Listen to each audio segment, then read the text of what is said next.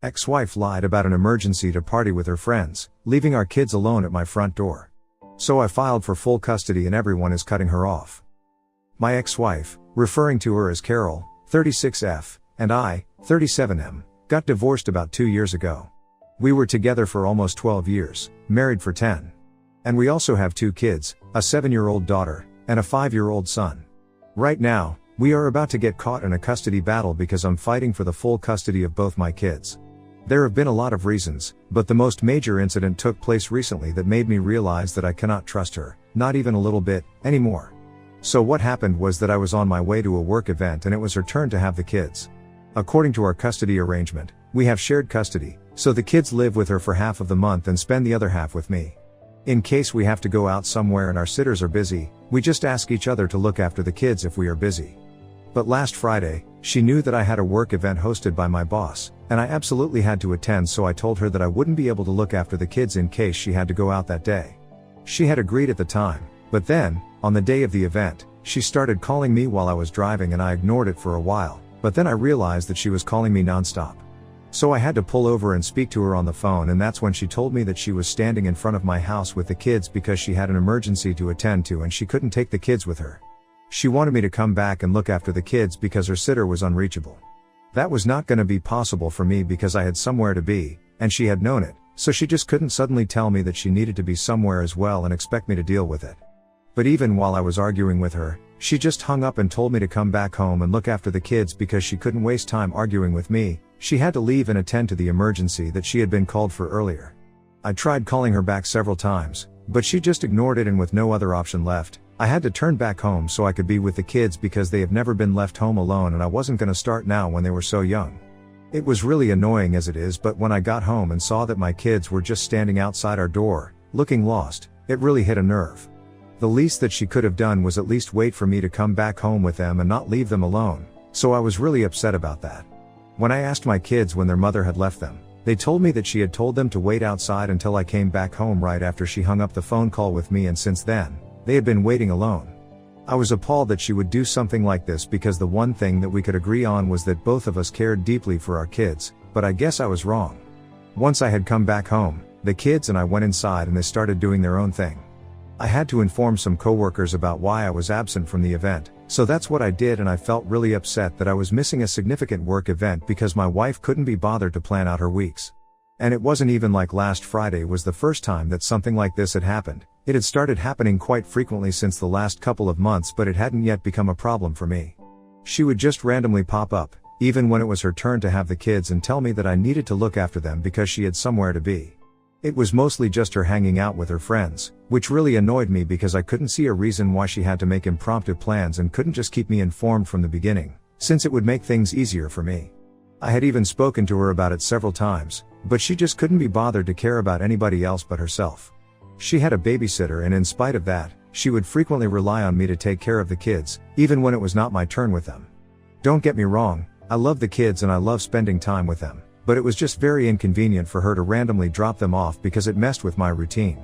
If I was going to have to take care of them all the time, I would just rather have them live with me full time instead of spend half the month with her, and then, at least, these things wouldn't come as a surprise.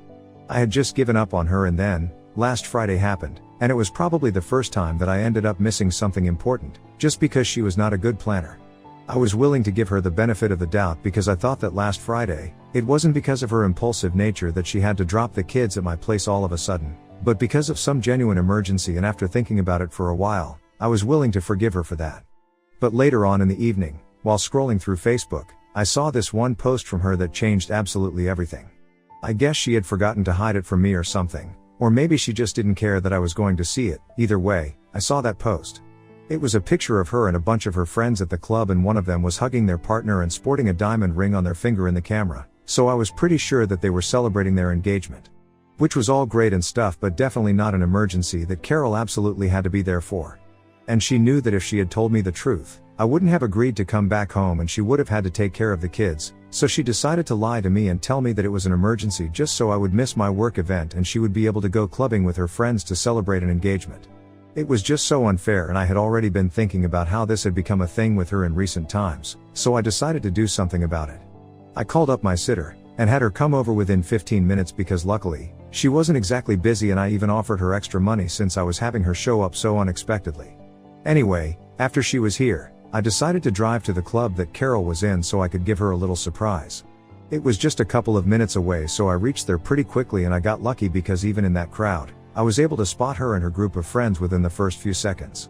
Then, I walked over to them, and that was finally when Carol spotted me. All of them were drinking but hadn't gotten drunk yet, so I knew that people would remember this for sure.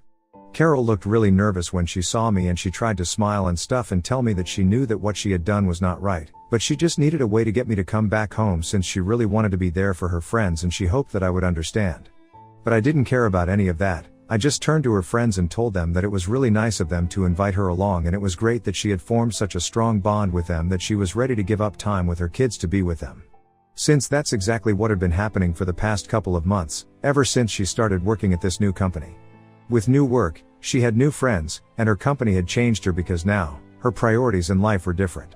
For context, all these women that she has been hanging out with recently, just after she quit her old job and started at this new company, are all under 30, and obviously, they don't have the same kind of lifestyle that she does, and I guess she has forgotten about that. Anyway, I then went on to tell her friends that not only had she been spending less time with our kids, but that day, she had actually lied to me and told me that she had to attend to an emergency just so she could spend time with them. She had dropped the kids at my house and not even bothered to wait with them for me to come back home because she was so eager to be with these women, even though they were pretty young, and I'm just glad that we live in a nice neighborhood because otherwise, there's no telling what might have happened with them. I congratulated them on becoming the most important thing in her life, and I could see that all of them were looking really uncomfortable because presumably, none of them had any idea about any of this. Carol didn't even say anything, she just hung her head in shame and continued to look down. After I was done venting, I got back into my car and drove back home. Once I was home, I felt slightly better and I started thinking about filing for full custody, but before doing so, I decided to talk to my kids, and I'm very lucky that I did. Because if I hadn't done so, I wouldn't have found out exactly how they had been treated at their mother's house in the past couple of months. When I asked my kids, really casually, however, if they had been living with their mother for the past couple of months and if they actually enjoyed spending time with her, so I would get to know how they felt about it, and if they had positive feelings about their mother, I wouldn't file for full custody. However, to my surprise, my kids told me that it didn't make much of a difference when they were living with their mother because she was hardly ever around. In fact, the way they made it sound, it felt like they spent more time with their babysitter rather than their own mother. She was always out, either for work or just to meet her friends, and most of the time, it was their sitter who would stay with them. She was a student, so on the days that she wouldn't be able to make it, Carol would drop them off at my place, which I already was aware of. So according to my children, they hardly even got to see their mother after she had started working at that new place and had found new friends for herself. The entire point of having shared custody is so that she gets to spend time with our kids, but if she wasn't interested in doing so, I think custody would be the way to go because it would be convenient for all of us. I was already pretty upset with her, and after speaking to my kids, I made up my mind that I was going to file for full custody, so I contacted my lawyer that night itself, and in a couple of days, we filed the petition. Yesterday, she was served, and for some reason, she was shocked. She really should have seen this coming because after I showed up at the club to expose her to all her friends, she hadn't bothered to reach out to me at all. The only thing that she had done was remove me from all her social media, which didn't make a difference because I was already aware of what she was up to. But there had been absolutely no apology, and even though it was her turn to have the kids with her, she hadn't shown up to take them with her either. It was very obvious that she couldn't care less, and so, I didn't think that she had any reason to feel shocked that I had decided to file for full custody of our children. However, after she was served, she decided to finally call me and started bickering with me. She told me that she had just decided to take some time away from us to cool down after what had happened at the club the other night, which was really stupid of her to say because of everything that happened. She somehow felt that she was the one who needed to cool down because she was the one who deserved to feel angry. But anyway, she believed that just because she had taken some time out for herself, she didn't deserve this, and I had no right to file for full custody. It was then that I went on to tell her that I had spoken to the kids, and I knew that she had hardly been spending any time with them. I was also aware of the fact that her priorities had changed, and I don't know if she was having a midlife crisis or something, but I couldn't let our kids suffer because of her. What had happened recently was the final nail in the coffin for me, and now, I was going to make sure that I got the kids to stay with me, and if she was lucky, she might get visitation rights. When she realized that I had spoken to the kids, and I knew that she had hardly been at home with them for the past couple of months, I guess she realized that she was done for and she wouldn't pretend to be the one in distress anymore. She immediately switched her attitude towards me, and instead of bickering and sounding off, she started trying to reason with me, and her tone was very different after that. She told me that she was really sorry that she hadn't been spending enough time with the kids, but she just wanted to have some fun before she got old. When she started working at this new company, she met all these wonderful young women and got a bit carried away, which meant that she kind of forgot that they did not have the same kind of responsibilities for kids and families as she did. But now, this recent incident had been a wake-up call for her, and she had decided that she was going to try and get better, so she could be a better parent to our children.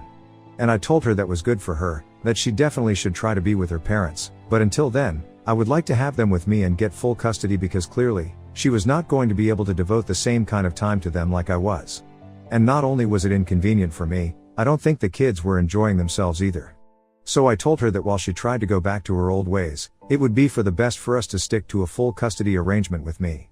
If she wanted, she could have visitation rights, but that was about it. Wasn't going to trust her anymore after this. At that point, when she realized that trying to reason with me was not going to work because I had made up my mind, she started crying and told me that this was happening all at once, and it was quite unfair. Apparently, after I had shown up at the club the other day and told all her friends about how she had lied about having an emergency just so she could party with them, and had even left the kids alone in front of my house. Since then, her friends have been very distant from her, and some of them have even stopped speaking to her because they could not be on board with this kind of behavior. They had started to think of her quite differently, and well, rightfully so. What she had done was quite messed up, so I don't blame them, especially because I keep saying again and again that Carol is much older than them, because I don't think any of them are even over 30, and she has responsibilities of her own that she can't just shirk off so she can have fun. She told me that it was kind of my fault, because even if I was mad at her, I should have at least waited until the next day to confront her about it and let off some steam. Now, on top of that, I had also filed for full custody, and it was just too much to handle for her. She felt like I was punishing her too much for just one tiny mistake, and it wasn't fair at all, because not only had she kind of lost her friends, but she was also at risk of losing custody of children now. She told me that I needed to think about her situation right now and at least try to be a little kind to her. Apparently, she thinks that she has already learned her lesson and she's not going to repeat this kind of behavior, so I need to give her a second chance. But honestly, I don't think that I can take a chance with my kids, so I had to tell her that I had already made up my mind and I wasn't going to change it. It was not easy for me either, because I knew that custody matters are particularly difficult for the kids, and they had already been through our divorce, so I didn't want to put them through something like that again. But for their own good, I had to. I tried to break it to her gently when I realized that she had started crying on the phone, but even then, she refused to listen to me, and then she started throwing a tantrum on the phone. She started screaming at me, saying that I was ruining her life and that I couldn't punish her so hard just for wanting to have some fun. All she wanted to do was feel young again, and that's why she had gotten a bit carried away, and she admitted that it was not a good thing to do, that she had made a mistake, but she definitely deserved one more chance. I felt like she was being childish, so I hung up, but then she started texting me and telling me that she was really sorry about everything and that she really would try to get better. Now, she was not even going to be in touch with her friends anymore, so she would definitely be spending more time with the kids and would never abandon them the way she did again. Since yesterday, she has kept sending me messages periodically, and it's making me feel really bad about what I'm doing, because I know it's probably good for the kids and more convenient for me, but now that I think of it, I don't know if it's a good idea to take them away from their mother for something like this. I do agree that Carol messed up, but as parents, don't we all mess up sometimes? The only question is if her mistake was worth forgiving or not, or if there's a chance of it ever happening again. If I'm being honest, I'm very confused, and even though I've spoken to my lawyer and my parents about this, I don't know how to feel. I just have no idea what to do, and my only intention here is to do what is best for the kids, but I don't even know what exactly that is right now, so I'm here to ask for advice from your guys. Ida, for filing for full custody of my kids after my ex-wife lied about having an emergency so she wouldn't have to look after them one evening. Edit. Hey, guys. There has been a lot of speculation about why exactly my wife and I got divorced, and well, it's not what you guys think. No, neither of us was having affairs, it was honestly just because we fell out of love. After we had our second child, our son, we kind of started drifting apart. When we realized it, we tried to make it work with couples counseling and stuff, but even that didn't help much. After some time, we just had to agree that our relationship had run its course, and it was really devastating, but getting divorced was a much better alternative than staying in a loveless marriage and hardly speaking to each other anymore. Our divorce was quite amicable, and I know that in my original post, I made it sound like our post has been quite terrible for the kids, but I just meant that in the normal sense. All of a sudden, their parents were separating, and their mother was moving out and stuff, so that might have been a bit difficult for them to come to terms with, and that's what I meant when I said that they had already been through something like this, so I didn't want to put them through a custody battle. Also, some of you guys wanted to ask why exactly we did not approach our parents to look after the kids and babysit them when our sitters were not available, especially my ex-wife. So my parents live in the suburbs, which is quite far away, and I hardly ever ask them to babysit the kids because it's not very convenient for either of us. And as for Carol's parents, they live out of state, so asking them for anything is out of the question. People were also asking whether Carol had been having some sort of affair or not, and honestly, I don't know. I haven't been seeing anybody seriously ever since the divorce happened, and even though I've been out on a couple of dates since the divorce, it's been nothing serious. As for Carol, I know that she has been seeing other people, but I don't know if she has found someone who is dating. If she has, she hasn't let me know, and she kept it a secret. But now that the petition for full custody has already been filed, I don't think she's gonna come clean about any sort of relationship she has, because clearly, her friendships and relationships have negatively impacted their relationship with her children, so it's definitely going to come into play in the custody battle if I decide to go through with that. At the moment, I still have no idea what I'm gonna do because my friends and my family are kind of divided on what I should do next. But I'm still holding out on a judgment from you guys. Update 1. Hey, thank you so much for all the comments, and I have finally made up my mind about what I want to do. So I'm gonna go ahead with demanding full custody, because no matter how much she apologizes, she's not gonna be able to take back what she did. She's not gonna be able to win back my trust until she proves that she's capable of handling raising our kids. I have also had to sacrifice a lot of fun times with my friends for the sake of our kids, and I would never feel any sort of regret for it. If given the choice to do so again, I would choose my kids in a heartbeat, and it's very worrying that I am not sure if she would do the same. How can I have shared custody of our kids with her if I'm not sure of it? Because that's what parenting means, making sacrifices when you need to, and if she doesn't understand that, I don't think it's the right time for her to be a parent to our kids right now. Besides, I just can't get that one incident out of my head, because she literally left our kids alone, standing at my doorstep, so she could frolic with her friends.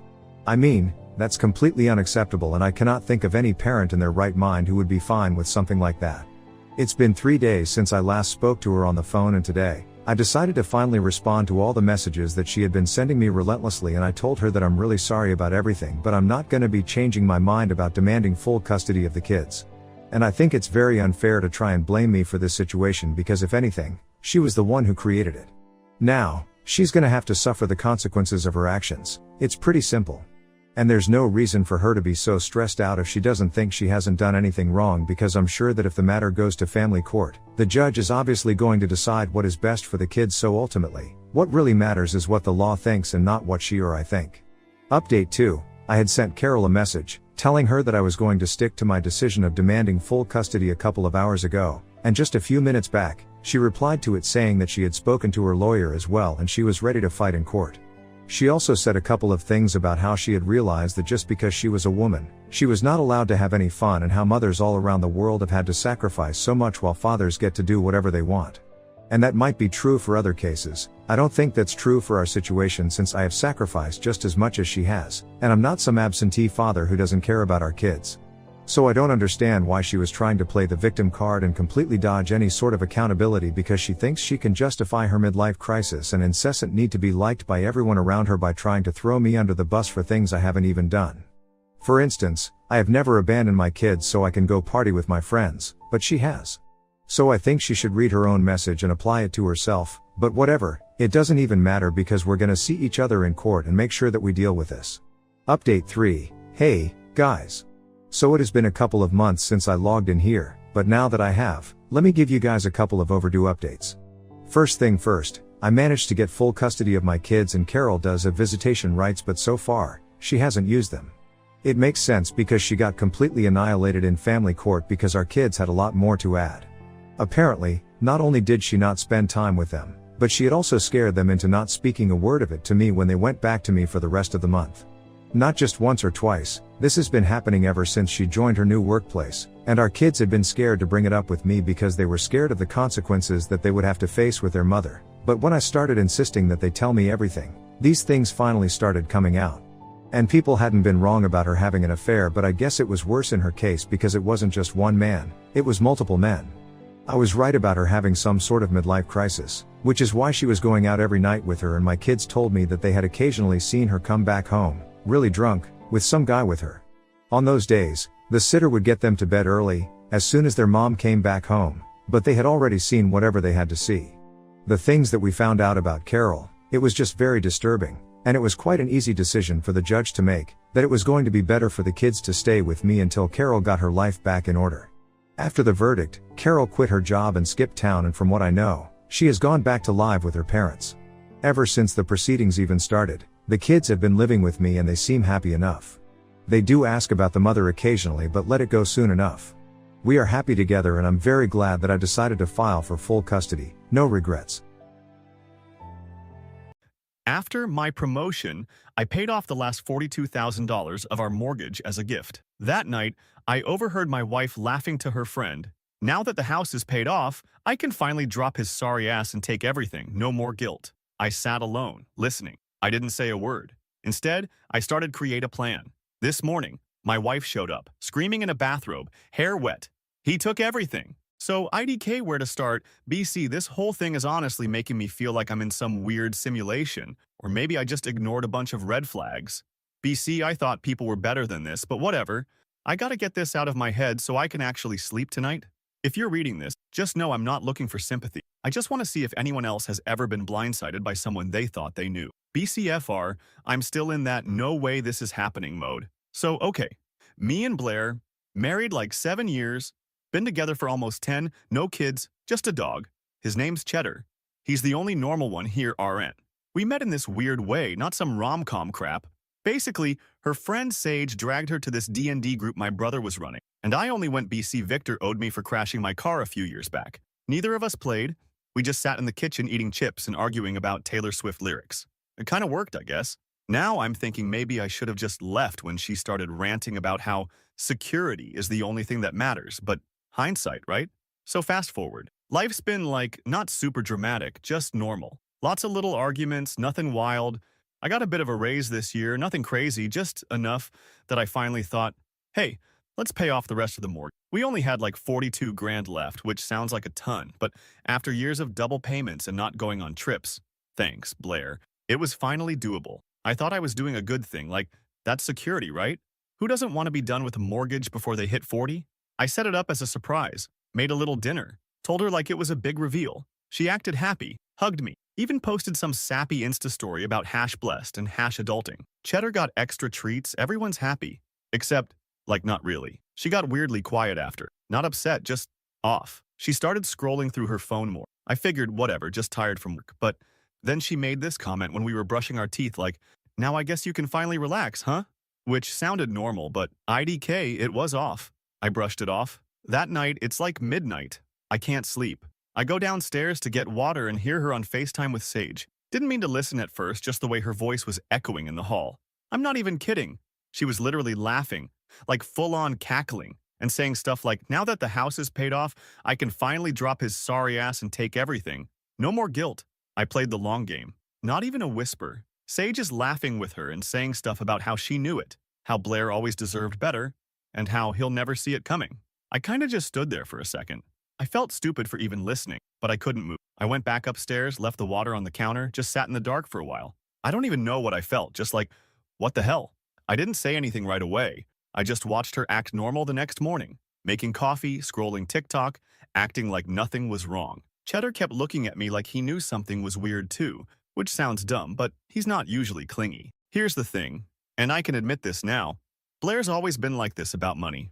Not greedy, just obsessed with security. Her family lost their house when she was in high school. Her dad bailed, and her mom's been scraping by ever since. Blair's always said she refuses to ever feel trapped like that again, so she wants options. I just didn't think I was the thing she wanted to escape from. IDK if she ever really loved me, or if I was just a walking mortgage payment to her. TBH, I should have seen it. BC, every time we fought, it was about bills, or about how I never think big enough. She'd say stuff like, I can't rely on dreams, I need facts. Like, sorry for being boring, I guess. So anyway, after hearing that call, I just started thinking, FR, how long has she been planning this? Like, was every fight about money just her pushing me to secure her own future so she could dip? She's not dumb, she's always calculating. She knows how to play nice with people, especially if she thinks she can get something out of it. I remember last Christmas, she almost slapped me at my dad's BC. I made a joke about how she's saving us into the grave, And she legit pushed me in the hallway after and said I'm embarrassing her in front of her family. I didn't even push back, I just laughed it off. My brother Victor, he saw it, but he just gave me that look like, bro, don't start. I didn't. Now I'm looking back at all these little moments, like the time she slammed the bedroom door BC I wouldn't switch banks, or when she told me I was ruining her credit by not agreeing to co-sign for some new car she wanted. She'd get mad, disappear into the bathroom for an hour, come out all chipper and act like nothing happened. So yeah, last night I heard her say it, plain as day, to Sage. I'm just the guy who paid off her house. I didn't even confront her. I just started thinking. Sat there making lists in my head of what's mine, what's hers, whose name is on what. I started Googling stuff about marital property, joint accounts, all that. I'm not stupid. I know if I blow up now, she'll play the victim and I'll get nothing. I know how she'll call her mom, make some big scene, tell everyone I'm having a breakdown or whatever. She's done it before. When we almost broke up 2 years ago, she can turn on the waterworks in a second. I went through the house this morning, just looking at all the stuff I bought. The stuff she said was too expensive, but then bragged about to her friends. I didn't say a word to her, just watched her pretend to be all chill. She made eggs, asked if I wanted some. I just shook my head. She shrugged and posted a pic of her breakfast to her story, tagging Sage like nothing happened. I texted my brother and just said, hey, can I come by later? He just sent back a thumbs up. I don't think he knows what's up, but whatever. I'm not telling anyone. I want to see how far she'll go before she tips her hand. I want to see if she'll try to move money or start suggesting we split up now that the house is paid off. I'm not getting played like some idiot. Not again. She thinks she's the only one who can play games. She has no idea. I'm not sitting around waiting for her to make the first move. I'm going to make sure when she tries to take everything, there's nothing left for her to grab. I started last night changing passwords, checking which accounts are actually joint, figuring out what can be moved. Cheddar's sleeping at my feet as I type this. I'm not going to let her walk all over me. Not this time. I'll update when I know what I'm doing next. But if you ever wonder if someone's playing you, trust your gut. People are way better at pretending than you think. Update 1. So if you read my last post, you already know my wife Blair straight up said to her friend that she'd take everything now that the house is paid off. And yeah, I sat there and heard it. Didn't sleep much after that, but I woke up with this weird calm, ngle. Not the kind of calm where you're zen with stuff. More like that dead quiet before a thunderstorm, just waiting. Cheddar was glued to my side all morning, maybe picking up on the tension or maybe just wanting his breakfast early, IDK. So the first weird thing was Blair acting super chipper, like over the top almost. She made coffee and kept humming, which she literally never does. Then she goes, should we finally get that new couch since we own the house now? Like, she emphasized the word own and looked at me for a reaction. I just said maybe, and she shot me this little smirk like she was testing something. It was subtle, but I caught it. I started small. First thing, I checked every single account we have, which sounds easy, but it's not. BC, we've got stuff all over the place. Joint account, her old account, my old account, a savings account at some tiny credit union from before we got married. I started moving my direct deposit to my account only, which she never used, BC. She said the app sucked. I left enough in the joint to cover bills for a couple weeks, but not enough to let her pull a fast one and drain it. Not illegal, just self-preservation, you know? Then I started looking at all the stuff in the house. So much of it is mine, or came from my side of the family. The TV, the speakers, the vintage game console, the tools in the shed, even the air fryer. Everyone makes fun of me for loving, so I started packing stuff up piece by piece. I told Blair Victor needed help with something at his place, so I was taking the tools and some stuff over. She barely looked up from her phone, just shrugged and said whatever. Cheddar's bed and food went in my car too. I left her the old blender she hates and some pans, whatever. She didn't even notice at first. The next day, she was on the phone with Sage again, talking about how she's looking at new apartments, just in case. Not even trying to whisper. I heard her say, I'll get the house so I won't need to worry, he'll get over it. Like I'm some toddler who needs a nap. That's when I started making a checklist. Everything I paid for, everything I brought in, what could go in storage at Victor's place. Victor's not nosy, but did ask if everything was okay. I just told him I was doing some spring cleaning. He said I should have done it sooner, TBH. Blair started getting more obvious. She started leaving listings for apartments and condos open on the laptop, not even closing the tabs. She would ask questions like, were my parents still planning to downsize, if we could visit them soon, and if I would mind if she repainted the living room. I just said whatever, do what you want. I think that threw her off. BC, she slammed the bathroom door that night and didn't talk to me for a while. She made a big deal at dinner one night, saying maybe we should divide chores more fairly now that we're mortgage-free.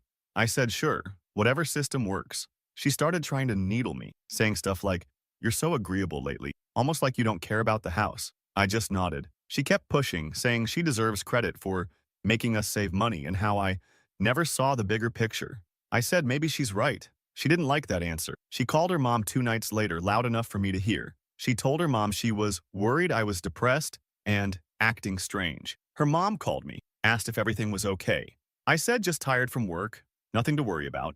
She said Blair had been anxious lately, and she hoped I wasn't withholding anything. I said nope, everything's fine, just busy. Her mom sounded unconvinced. I could hear Blair in the other room slamming drawers. Then she came in and asked if I'd seen her charger. I said I moved at BC I was cleaning. She rolled her eyes and muttered something under her breath. I started sleeping on the couch with Cheddar. She didn't even ask why. She just posted some sad lyrics on her Insta, like she was auditioning for a breakup montage. Sage commented with hearts and some "you got this" BS. I didn't say anything. I started moving more stuff out every day, a little at a time. Victor let me use his garage. He asked if I was moving out or something. I just said I needed to make space. He shrugged and asked if Cheddar was coming over too. I said maybe. Blair started getting suspicious. She started asking about the joint account, why the balance was lower. I said bills are expensive, and she snapped, saying she needs to know if I'm hiding something. I said she could check the statements anytime. She grabbed my phone, tried to unlock it, and when it didn't work, she tossed it on the table and walked out. She came back in and tried to push past me to get to the laptop. I blocked her and she shoved me, so I just stepped aside and let her have the laptop. She slammed it shut and stormed upstairs. Cheddar barked. I ignored. She tried to get me to go to a couple's dinner with Sage and her boyfriend. I said no, not in the mood. She slammed her bedroom door again. 2 days later, she started bringing up maybe we should talk about our future. I said sure, whenever she wants. She asked if I thought we'd be happy living apart. I just said, depends if you want to be happy. She glared at me, grabbed her keys, and left. She didn't come back for like 4 hours. She texted me once, said not to wait up. She started hiding stuff too. Her jewelry, her laptop, even her makeup bag. She started sleeping with her phone under her pillow. She started asking weird questions about Cheddar, like if I'd ever let her take him to her mom's if we ever split up. I said no. She rolled her eyes. The whole vibe in the house shifted. Every meal was silent. Every question was loaded. I could tell she was trying to get a reaction out of me, but I just acted like I didn't care. She tried to pick a fight over the internet bill, saying I was hogging all the bandwidth. I said she could switch providers if she wanted. She didn't like that. She pushed her chair back and stormed out, slammed the front door. I started documenting everything. Receipts, texts, screenshots. I took photos of everything that was mine. I even wrote down which stuff had been gifts from my family. I figured if she tried to pull anything, I'd have proof. I started moving more money, paying off my credit card, closing out anything that was joint but in my name. I called the insurance people and made sure the house policy was up to date, just in my name. Cheddar started sleeping in the car with me some nights when she was extra tense. I only told Victor the basics, not the whole story. He said I was welcome to crash anytime. I said not yet. The weirdest part was how normal Blair tried to act in front of anyone else. Her mom came by one night to drop off some soup, and Blair put on this whole act, smiling and laughing, asking about family stuff. The second her mom left, she started yelling at me about the kitchen being a mess. I said, clean it if you want. She glared at me, snapped a dish towel, and stomped upstairs. She started locking the bathroom door every time she went in. She started checking the mailbox twice a day. She started asking if I'd seen any weird mail from the bank. I said nope.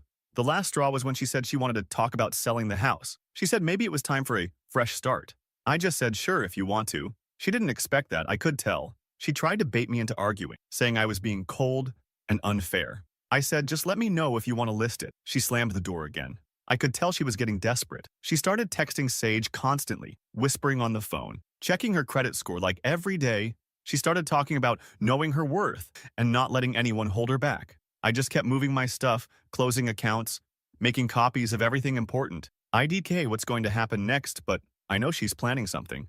I'm not waiting around to see if she'll stab me in the back. I'm taking back every single thing she thought she could just waltz off with. She's not the only one who knows how to play this game. I'll update when it all blows up. I'm ready for it. Update 2. So yeah, this is the part where things actually went down. Honestly, if you told me last year I'd be writing this, I'd have just laughed and said there's no way Blair would ever drop the mask that hard. But here we are. Anyway, if you kept up with the last 2 posts, you'll know I was already moving my stuff, moving my money, getting everything in place. TBH, it's wild how fast things can start happening once you actually stop sitting around hoping people will change. The thing that stuck out was how Blair started getting sloppy. She was always careful, but lately she'd leave tabs open on her laptop, texts from Sage just popping up mid-conversation, all this manifesting abundance crap. She'd leave her phone face up and I'd see notifications about apartments, not even bothering to delete her search history. She started sending herself emails with links to divorce checklists and how to get the house guides. She was getting cocky, I guess, or maybe just impatient. She wanted out, but wanted to walk out holding the deed and my stuff too. One night she started in again, saying maybe we should rethink the way we live. Maybe it's time to set some boundaries. I said sure, whatever boundaries you want. She tried to bait me with questions like, do you even care what happens next? And all I said was, you can do what you want. She got mad, pushed her chair back, shoved her plate across the table and went upstairs. I just took Cheddar for a walk and called it a night. So the night before everything blew up, I packed the last of my stuff into the car. Victor let me stash some stuff at his place, and the rest I just loaded up. I left the big things behind. I mean, I couldn't exactly take the whole couch or the fridge, but all the stuff that was mine, gone. TV, speakers, game consoles, tools, the dog stuff, my clothes, my old guitar, even my box of random cables and chargers. I even took the router. Not gonna lie, BC, I pay for the internet and wasn't about to leave her with free Wi-Fi. I left the fridge with half a carton of eggs and some oat milk she hates anyway. I waited until she was in the shower. Cheddar followed me around, tail wagging like it was just a normal day. I left a note on the counter. Nothing dramatic, just, you wanted security, so now you've got it. Good luck. I took my car in my name, paid for, locked the door, and left. I parked a few blocks away and just waited. I wanted to see her reaction, FR. Maybe that's petty, but after what she said to Sage, I wasn't about to just let her play this out like she was the only one with a plan. It was maybe an hour later, just after sunrise, when I saw her fly out the front door in a bathrobe, hair still wet, screaming into her phone. She was yelling at someone, pretty sure it was Sage, saying I took everything. He took everything. What am I supposed to do? She saw the empty living room, saw Cheddar's bed gone, saw the router gone, and started yelling louder. She slammed the door so hard the mail slot rattled. I could hear her through the open window stomping around, opening cabinets, yelling my name. Sage actually showed up like 20 minutes later. She pulled up in her little blue hatchback, hair still in a messy bun, looking like she woke up just for the drama. She marched up to the door, didn't even knock, just barged in. I could hear them both yelling, Sage saying, I must have lost my mind, Blair saying she can't believe I would do this to her after everything she put up with. They started shouting about calling my family, about calling the bank, about how I'd regret this. I just sat in my car with Cheddar, scrolling through Reddit, waiting. Then Blair actually called my dad.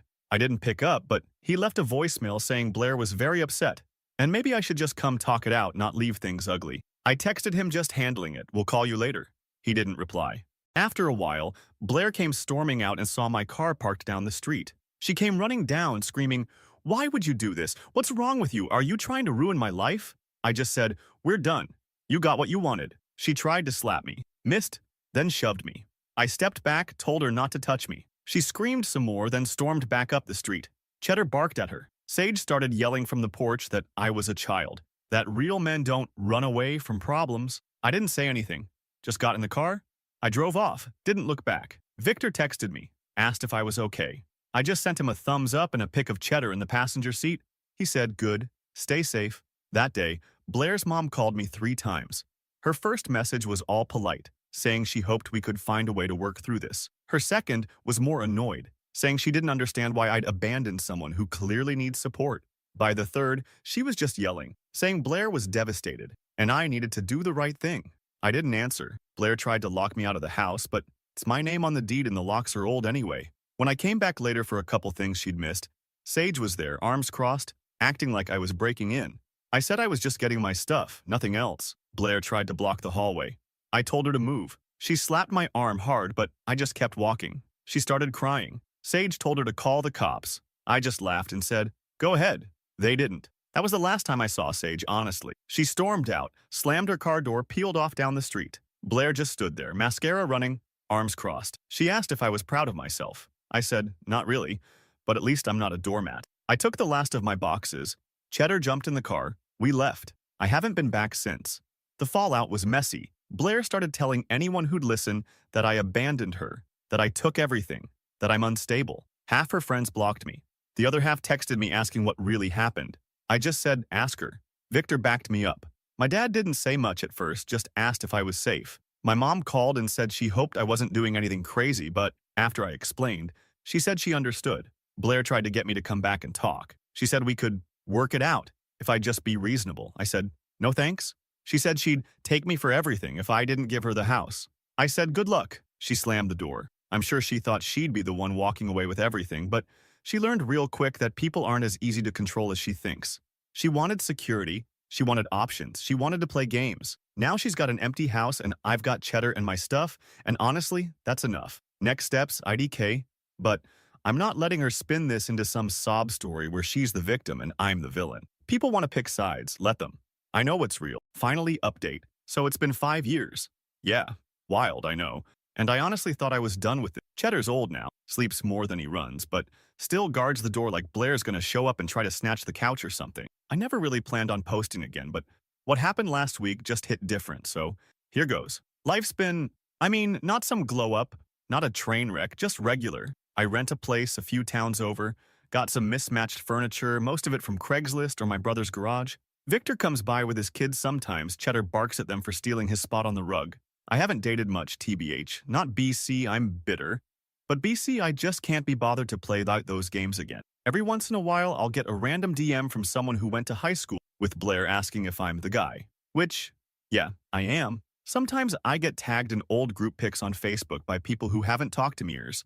And it's always awkward. Blair lost the house after like a year. Couldn't keep up with taxes and repairs. I heard from Sage, well, I overheard her at the grocery store, LOL, that Blair moved back in with her mom for a while. Not my problem. I blocked her on everything. She tried to drag out the divorce for months, tried every angle she could. She even tried to say I'd hidden assets, which is a joke. BC, all she had to do was ask my brother what was in his garage. She wanted to keep Cheddar too, but I just said, look, you never even walked him. The judge sided with me on that one. I never got the house back, not that I wanted it, but at least she didn't get it either. There's always people who want to take sides. Some of her friends still try to make me the villain, but most people just faded out of both our lives. I see Sage sometimes at the farmer's market, and she just ignores me. One time she bumped my shoulder on purpose and kept walking. I just laughed. I think she's still mad. I didn't let Blair win. Whatever. My family mostly laid off after a while. Victor gets it. Dad was awkward a year or two, always asking if I was really all right. He's a crier, always has been, so it's not like shocking.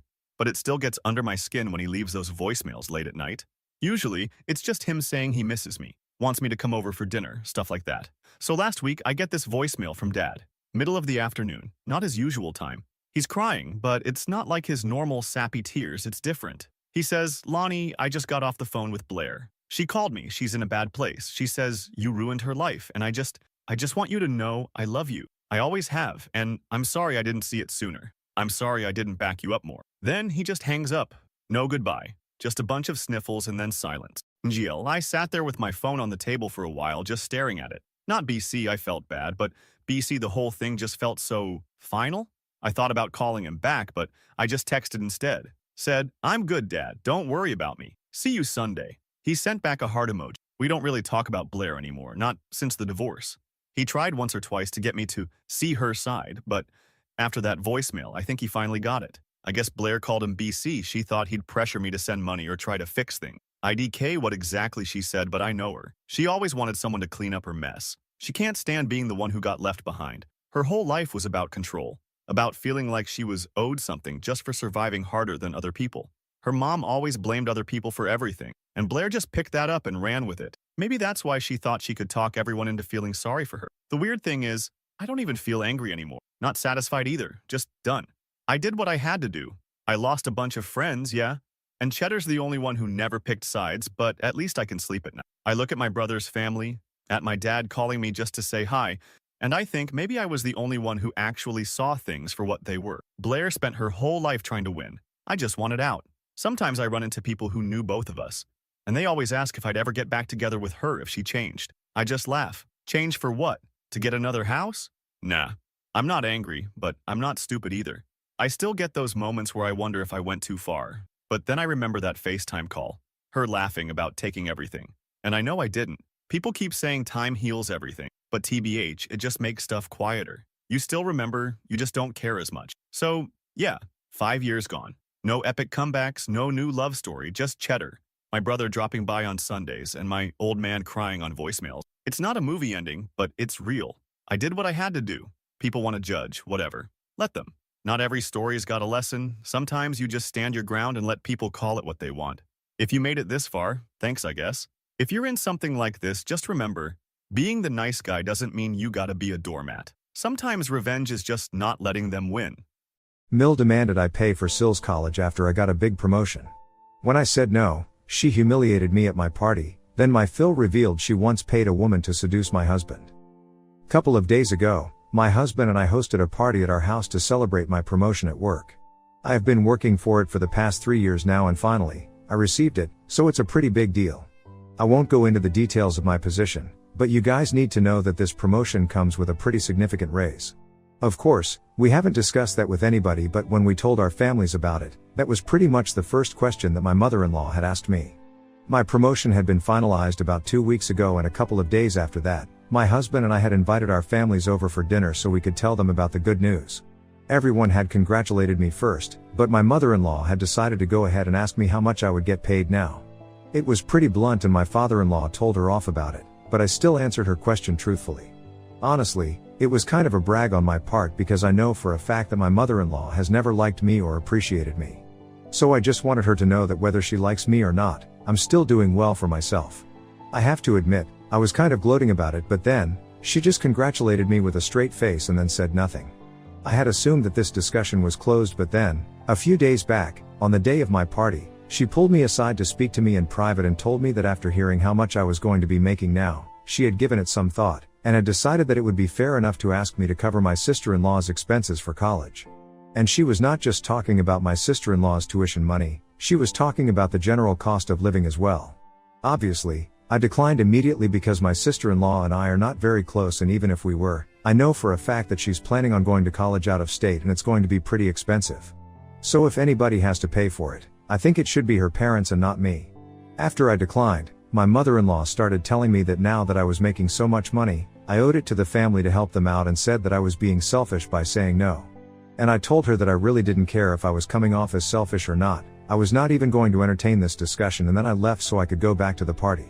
I didn't expect her to come after me or make any public announcements, but once we were back in the living room, she started screaming at me and said that she couldn't believe that she had allowed her son to get married to somebody as self-centered and fake as me.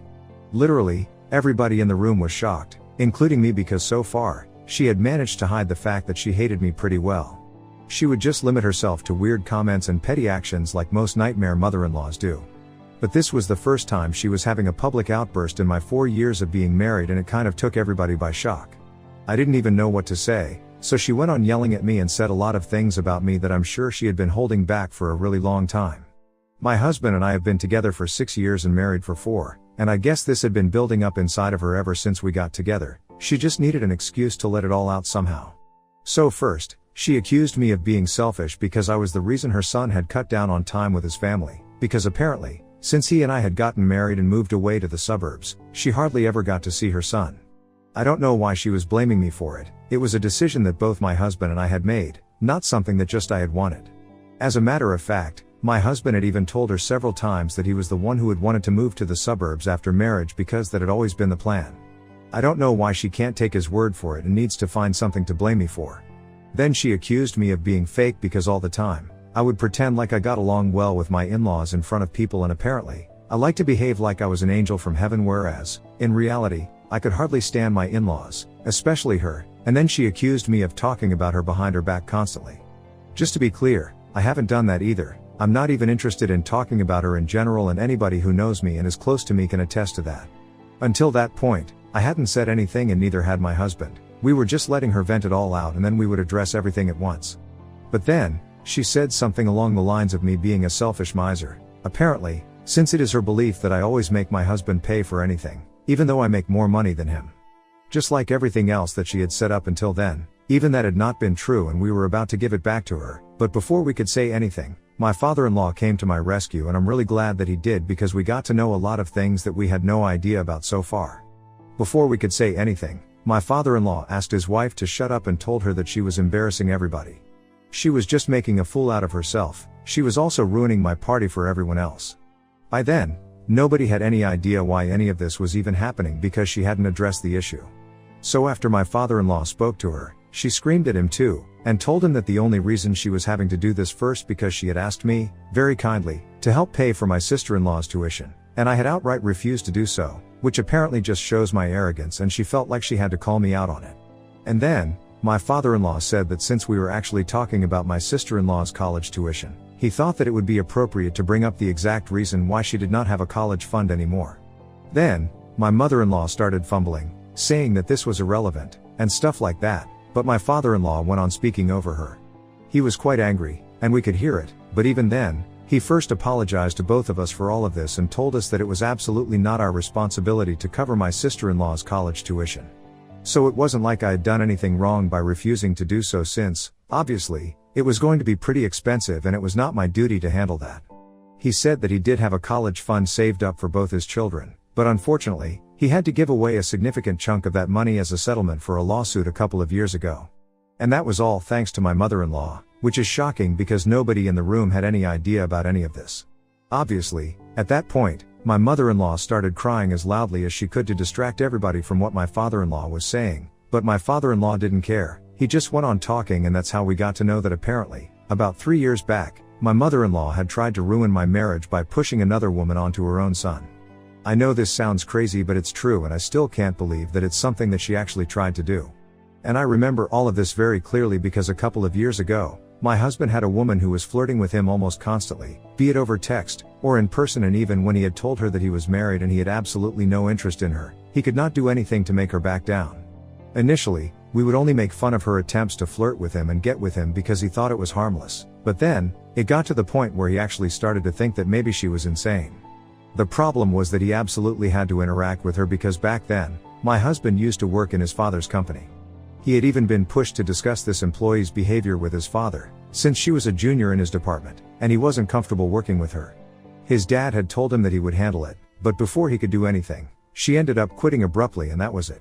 After that, she did not try to contact him again, so we forgot about it. It was not until recently that we found out that this was the whole thing that my mother-in-law had orchestrated, and it's really pretty disturbing. And later on, apparently, that woman decided to file a lawsuit against my mother-in-law, and in order to quash that, my father-in-law had to come to a settlement with her, and that's how they lost the college fund for my sister-in-law. I don't want to get the details of whatever happened with that other woman. I will post it later if necessary, but right now, I just want to focus on my mother-in-law. So yes, after that huge revelation, everyone was shocked and my mother-in-law froze for a couple of seconds and then made a run for out of the door. My father-in-law did not even bother going after her. He just stood with us and he told us that he was really sorry about everything, that he should have told us about it earlier, but he didn't know how to do this without breaking everyone's hearts. Apparently, he had made my mother-in-law promise that she would never ever do anything like this again, and had even started therapy for her because obviously, she had some serious issues. At that point, neither my husband, nor I knew what to say, so we just told him that we needed some time to process this, and then he left after apologizing to us some more. Whatever we had learned, it was extremely disturbing that we could not continue with any more, so people started leaving, and the only people who stayed back were my parents. My sister-in-law hadn't bothered to attend the party anyway, so at least she was spared. After the party ended, my husband, my parents, and I all sat together and discussed what we had learned. Eventually, we came to the conclusion that whatever my mother-in-law had done, whether it was in the past or not, it was disgusting, and we did not want to have any contact with her anymore. I didn't even have to talk my husband into it. He readily agreed and said that he himself was so disgusted that he couldn't find it in himself to speak to his mother the same way again. And there was also the fact that regardless of how good my father-in-law had been to us, he had still helped my mother-in-law cover all of this up. We needed some time and space to process everything because it was a lot to find out in just one evening. So we decided, we would cut ties with his family for now. It has been a few days since then, and this morning, my father-in-law showed up at my house and he said that he was going to have to ask us to speak to my mother-in-law. My husband and I obviously said that that was not going to happen, but he said that she was ready to apologize to me, and apparently, she has been miserable ever since the day of the party. He told us that they got into a really big fight after they got back home, and it had gotten to the point where he was almost threatening to leave her, and that's when she came to her senses and she said that she wanted to apologize to me. There was also the fact that nobody else from the family wanted anything to do with her anymore either. A couple of people from my husband's family were also present at the party, and I'm guessing that they had told everybody else about it. So my mother-in-law had been blocked by several people online, and even a couple of her close relatives have told her that they did not want to associate with her for a while because after what they had just found out, they actually felt disgusted by her. But I did not feel moved by that in the slightest because whatever I had found out, it had affected me greatly, and I did not want to hear her apology. Not now, at least, she could save it for later, for when I actually felt like I could forgive her. My husband felt the same way, so he told his father that for now, we did not want to have any contact with them, and they just had to accept it. But my father-in-law refused to leave and said that he had promised his wife that he was going to get us to speak to her, and he knew that she had done. It had been incredibly messed up, but now that she was ready to apologize for it, it was necessary for us to give her a chance. But I still declined, and then, he started telling me that if I refused, I'd not be any different from my mother-in-law, because even all the problems that she had caused for me all along, it had come from a place of refusing to give people a chance. And I knew that he was trying to manipulate me, but now that I think about it, he might have a point? I'm not sure about what to feel, so I'm here for some unbiased opinions.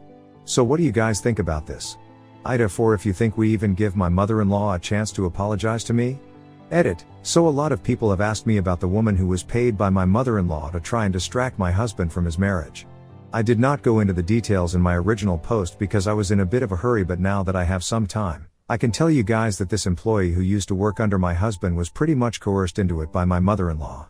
I waited until now to add this update because I myself was not fully aware of all the details, but then, my husband spoke to their family lawyer, who was obviously involved in everything, and that's how he got the whole story. So apparently, my mother-in-law had met this woman at a work party hosted by her husband, and she had caught her staring at my husband quite frequently. Nobody else had seen that because obviously, nobody was looking at her, but my mother-in-law cornered her and confronted her about what she was doing. Even though she kept denying it, my mother-in-law had figured out that probably fancied my husband.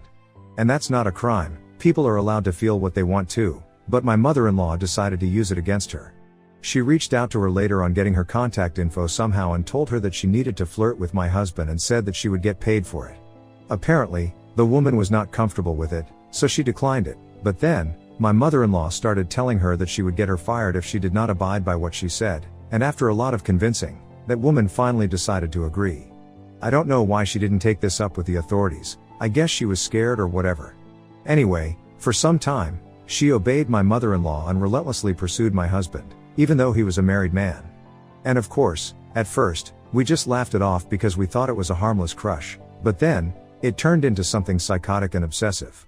My guess is that she has started to realize that she was turning into something nasty because of my mother-in-law as well, and that's why she decided to quit and block my mother-in-law. A couple of weeks after that, my mother-in-law was served with a lawsuit, and that's how my father-in-law found out about what she had been up to.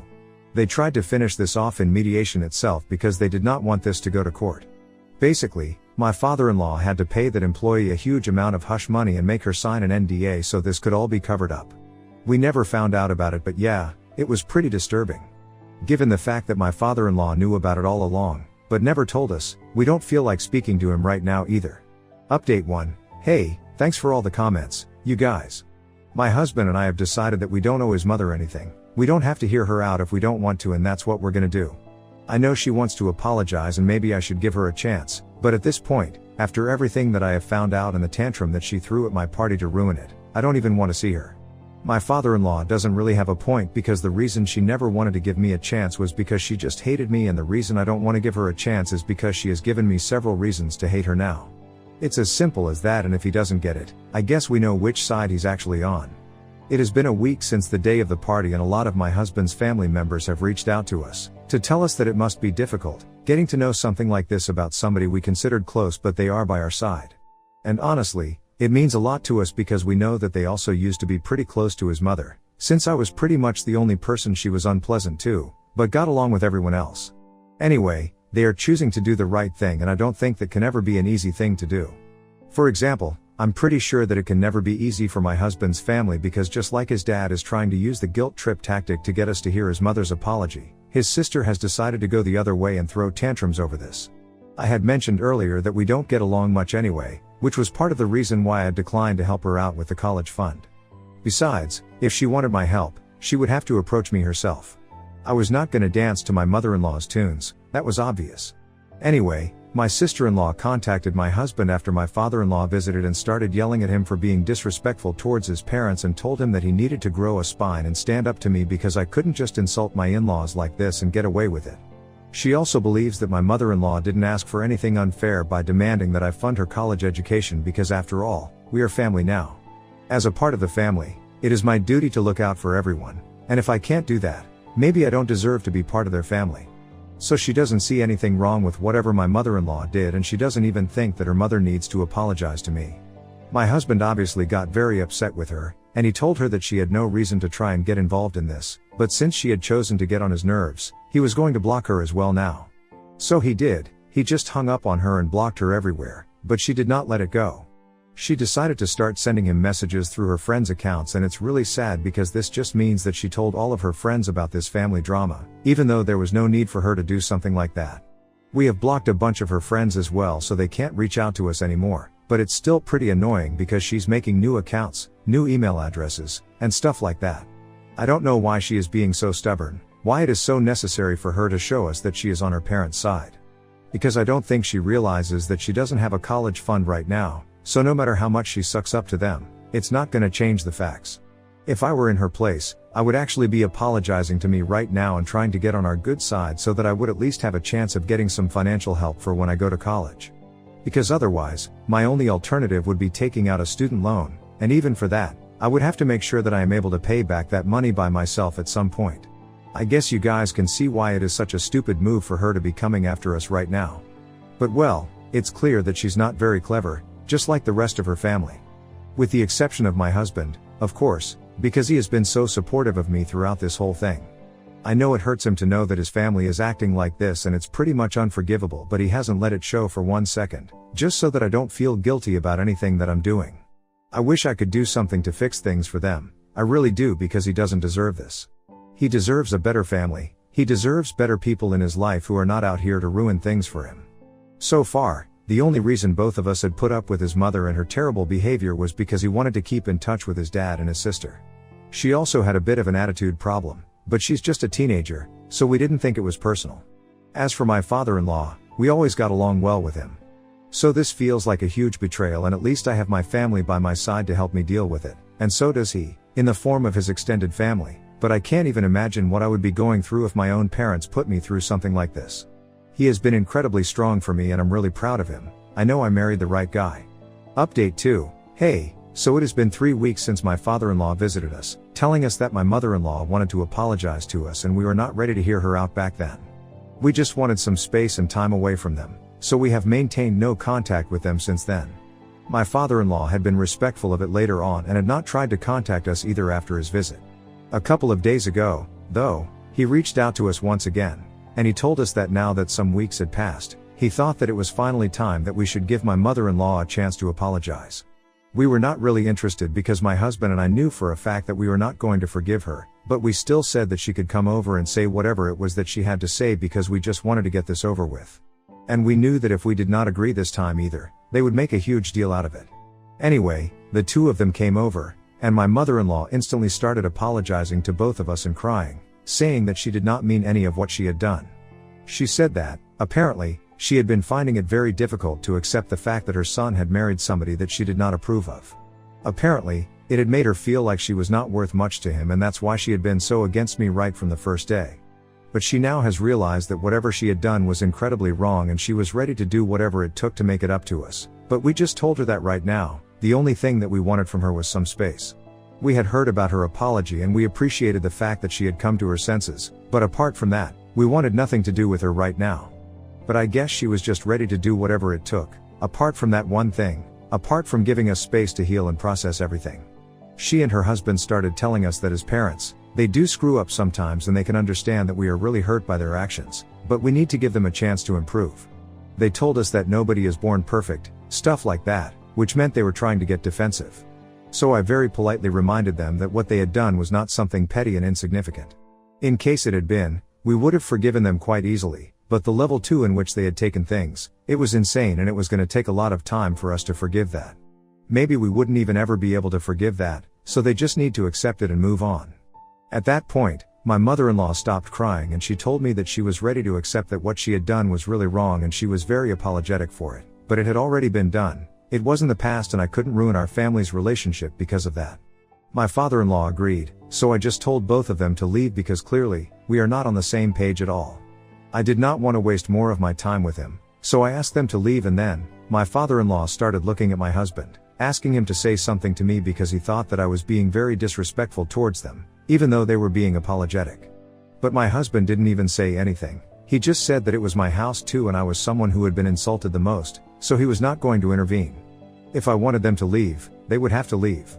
After that, they argued a bit with my husband because they thought that he was being too laid back about all of this and allowing the family to get broken up, but he didn't seem to care and then, they left after cursing him out. I don't regret inviting them over to my house because at least we got all of this negativity out of the way and now, I'm hoping that they will not bother us. We are done with them, and today they even showed us that their apology was definitely not genuine at all. If they had been truly sorry about everything, they would have acted that way too and I did not see that with them. Anyway, it doesn't matter anymore. Update 3, Hi, so it has been 7 months since I last interacted with my in-laws and thankfully, after I told them to leave my house, they did not reach out to me again. They do keep trying to get in touch with my husband quite often though, but he has made it very clear to them that as long as I'm not speaking to them, he's not interested in speaking to them either. I feel kinda bad for him because I really don't want him to feel alone, so I've told him that if he wants to, he can keep in touch with his parents, but he is really the best and he's told me that he's not gonna speak to anybody who has hurt me and he's not gonna be forgiving them unless I do. It's pretty adorable and I appreciate him for it. Anyway, the reason I'm here is because I'm pregnant now. I have just entered my second trimester and we made the announcement on social media yesterday. We are also having a party in a couple of weeks to celebrate this and we are not inviting his family. I just wanted to share that. I thought it was pretty strange that they kept trying to get in touch with him, but now that I'm pregnant, they haven't sent a single message to him since. Not even to congratulate him, and I think that's pretty weird.